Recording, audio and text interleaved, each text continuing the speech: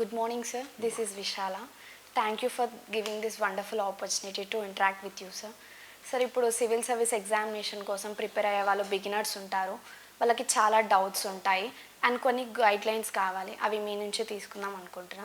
So what would be your advice to the beginners who are going to start their preparation for civil service examination 2024 attempt ఇచ్చేవాళ్ళు? So civils preparation start చేయాలనుకున్నప్పుడు first ఎందుకు మనం civil services prepare అవ్వాలి అనే విషయంలో clarity ఉండాలి.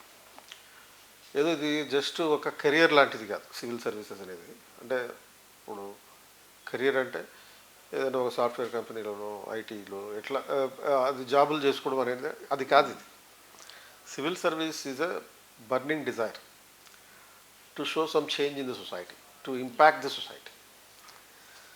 ఏ purpose కోసం నువ్వు ఐఏఎస్ఆ లేకపోతే ఐపీఎస్ అవ్వాలని అనుకుంటున్నావు, దాని విషయంలో క్లారిటీ తెచ్చుకోవాలి. ఎందుకంటే దీని ప్రిపరేషన్ అనేది 1 or 2 డేస్లో జరిగేది కాదు.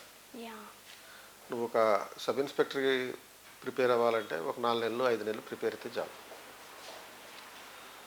ఆర్ లేకపోతే ఒక గ్రూప్ 1 గ్రూప్ 2 లాంటిది ప్రిపేర్ అవ్వాలంటే నోటిఫికేషన్ వచ్చినప్పుడు ప్రిపేర్ అయితే చాలు.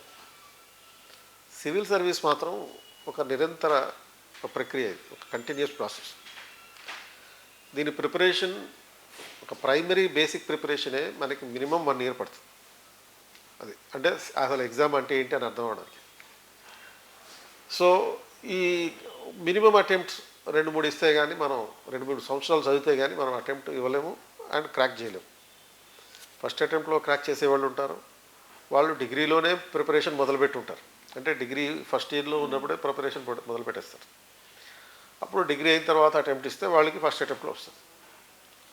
బట్ అది చాలా తక్కువ మంది మళ్ళీ అది కూడా. అండ్ కాబట్టి ఇది ఒక 4-5 ఏళ్ల పాటు ప్రిపరేషన్ పెడితే అప్పుడు సివిల్ సర్వీస్ క్రాక్ చేస్తాం.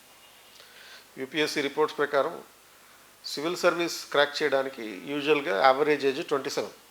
అంటే నువ్వు 22కి గ్రాడ్యుయేషన్ అయిపోతే 5 ఏళ్ల పాటు దానికి పెడతాను ప్రిపరేషన్కి. సో ఇన్నేళ్ల పాటు నీ మోటివేషన్ సస్టైన్ కావాలంటే నీ అల్టిమేట్ గోల్ కమిట్మెంట్ అనేది దేని మీద ఆధారపడి ఉంటుంది అంటే గోల్ అవుట్కమ్ మీద ఆధారపడి ఉంటుంది. సో గోల్ అనేదేమో ఐఏఎస్ అయితే, సివిల్ సర్వీస్ అయితే గోల్ అవుట్కమ్ అంటే ఏంటి? ఆ ఐఏఎస్ సాధించడం ద్వారా నువ్వు ఎటువంటి ప్రయోజనాన్ని పొందగలుగుతున్నావు, ఆర్ దాని లక్ష్యం ఏంటి, దాని ఉద్దేశం ఏంటి, ఏ ఉద్దేశంతో నువ్వు ఐఏఎస్ కావాలనుకుంటున్నావు, అది క్లారిటీ తెచ్చుకోవాలి. అప్పుడు మిగతా ఏ పుస్తకాలు చదవాలి ఇటువంటి అనేది సెకండరీ అనమాట.